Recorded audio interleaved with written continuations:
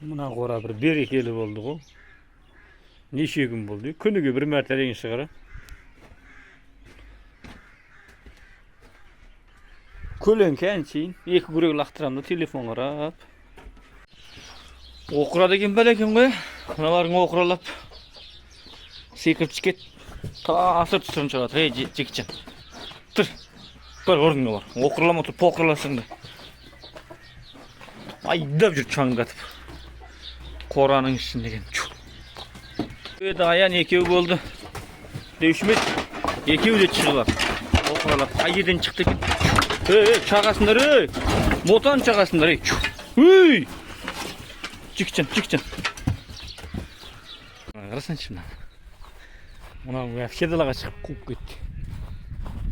Қалғандар не отқанын деймін. Кішкентай ұрғаш еді. Қуып кетті. Оқыраға байлап беріп отырмын. Өзі де шаршадым, мен де шаршадым. Еп, баймайды, қолды ісіп кетті ғой. Жино. Мына қораға кірді байлап тастадым, әкең ау түсіге. Бос-боса шып-жып екенді кішкене тестен істеп кетеді. Үзім дегенде өгіз қара күшің бар деймін. Темірлер алып келгесін ғой шыдамай. Осы жерлерден кете бергесін. Тоқал бұқан әрең топ келдім. Міне ең темірмен байлап отыр. Агроттың жыртық тесеген. Малардың арасынан басын тықады екенде оқыралағыңды зорлап шығып кетеді екен.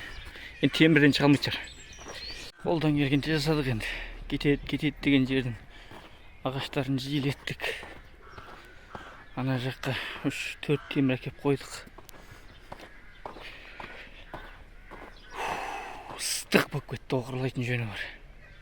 Ыстыққа бұлар емес, мен шыдамай кеттім. Үнемі шығып жүрген жерлер осы аққан күйі келеді.